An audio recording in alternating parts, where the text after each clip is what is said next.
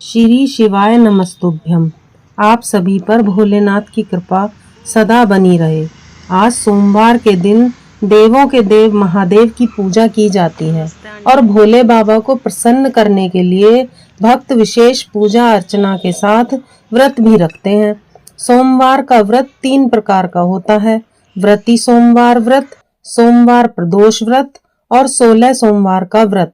तो भक्तों, आइए सुनते हैं आज सोमवार के पावन दिन सोमवार व्रत की बहुत ही दुर्लभ कथा। पौराणिक कथा के अनुसार किसी नगर में एक साहूकार रहता था। उसके पास धन वैभव की कोई कमी नहीं थी, लेकिन उसके कोई संतान नहीं थी। इस वजह से वो बहुत ही परेशान रहता था। पुत्र प्राप्ति के लिए वह प्रत्येक सोमवार को व्रत रखता था। पूरी श्रद्धा भाव से मंदिर जाकर शिवजी और पार्वती जी की सेवा करता था। इसी प्रकार दिन बीत रहे थे। एक दिन उसकी पूजा अर्चना से प्रसन्न होकर पार्वती जी ने शंकर जी से कहा कि हे प्रभु, आप इस साहूकार की विनती क्यों नहीं सुन रहे हैं? ये आपकी कितनी सेवा करता है, कृपया आप इसे पुत्र धन देकर तृप्त करें। पार्वती जी की बात सुनकर शिवजी ने कहा, हे पार्वती, इस संसार में हर प्राणी को अपने कर्मों का फल भुगतना पड़ता है। इस साहूकार के भाग्य में ये सुख नहीं लिखा है।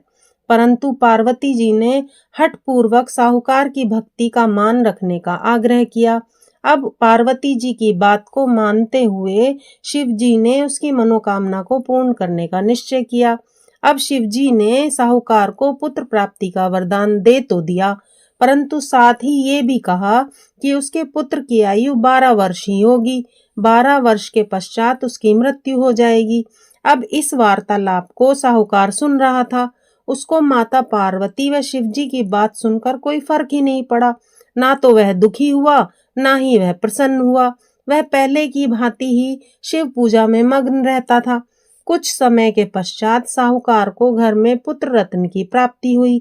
जब वह बालक 11 वर्ष का हुआ तो साहूकार ने उसके मामा को बुलाकर बहुत सारा धन देकर कहा कि तुम इसे काशी विद्या प्राप्त कराने के लिए लेकर जाओ और मार्ग में जहां भी रुकोगे वहां यज्ञ कराते हुए जाना, और जहां यज्ञ कराओ वहां ब्राह्मणों को भोजन व दक्षिणा देते हुए जाना। ऐसा कहकर साधु ने दोनों मामा भांजे को विदा कर दिया। अब मामा भांजे ने साहूकार के कहे अनुसार मार्ग में यज्ञ कराते हुए गए और ब्राह्मणों को भोजन कराते व दक्षिणा देने लगे। काशी की तरफ चल दिए। अब रास्ते में एक नगर पड़ा, जहां नगर के राजा की कन्या का विवाह हो रहा था। लेकिन जिस राजकुमार से उसका विवाह होने वाला था वह एक आंख से काना था। यह बात राजकुमार के पिता ने छुपाने के लिए एक चाल चली।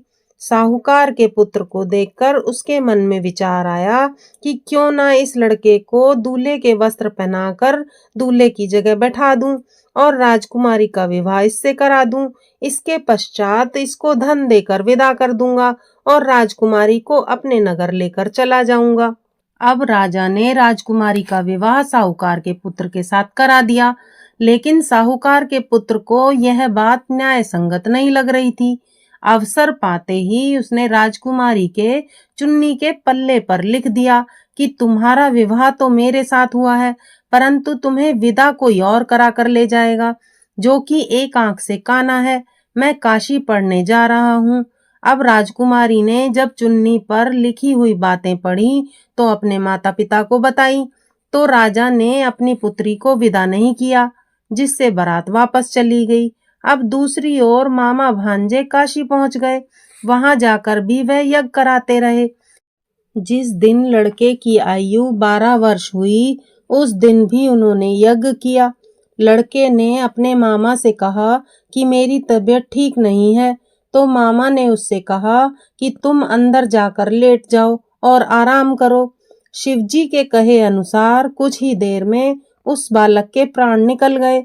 जब मामा ने अंदर आकर बालक को देखा तब तक उसने प्राण त्याग दिए थे। अब मामा जोर जोर से विलाप करने लगा। संयोगवश उसी समय शिवजी पार्वती जी उधर से जा रहे थे। माता पार्वती ने विलाप करने की आवाज सुनकर शिवजी से कहा कि स्वामी, मुझसे इसका विलाप सहन नहीं हो रहा है, आप इस व्यक्ति के कष्ट को दूर करें। तब शिव जी ने पार्वती जी को याद दिलाया कि यह बालक वही साहूकार का पुत्र है, इसकी आयु पूरी हो चुकी है, तो इसकी मृत्यु तो निश्चित थी। परंतु मातृ भाव से विभोर माता पार्वती ने कहा, हे महादेव, आप इस बालक को जीवन का दान दें, अन्यथा इसके माता पिता भी इसके वियोग में जान दे देंगे। अब माता पार्वती की बातों को सुनकर शिव जी ने उसे जीवित होने का वरदान दिया। शिव कृपा से वह लड़का जीवित हो गया। शिक्षा समाप्त होने पर दोनों मामा भांजे अपने नगर की ओर चल दिए और चलते चलते उसी नगर में जा पहुंचे जहां पर उसका विवाह राजकुमारी के साथ हुआ था। अब उस नगर में भी उन्होंने यज्ञ करवाया। वहां के राजा ने उस बालक को पहचान लिया और महल में ले जाकर उसकी बहुत आवभगत की और अपनी पुत्री को उसके साथ विदा कर दिया। उधर साहूकार और उसकी पत्नी अपने बेटे का इंतजार कर रहे थे।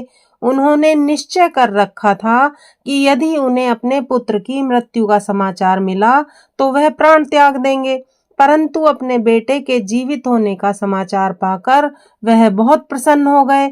उसी रात स्वप्न में साहूकार को शिव जी ने दर्शन देकर कहा कि हे श्रेष्ठी, मैंने तेरी भक्ति, सेवा और व्रत करने से प्रसन्न होकर तेरे पुत्र को लंबी आयु का वरदान दिया है, और जिस प्रकार साहूकार के बेटे की आयु लंबी की, महादेव इसी प्रकार हर माता के पुत्र की आयु को लंबी करना। जो इस सोमवार के व्रत को करते हैं, कथा को कहते हैं, सुनते हैं, उनके सभी दुख दूर करना, उनकी सभी मनोकामनाओं को पूर्ण करना। ऐसे हैं मेरे भोले बाबा और माता पार्वती। तो भक्तों, प्रेम से बोलो हर हर महादेव। ॐ त्र्यम्बकं यजामहे सुगन्धिं पुष्टिवर्धनम् उर्वारुकमिव बन्धना मृत्योर्मोक्षे मामृता।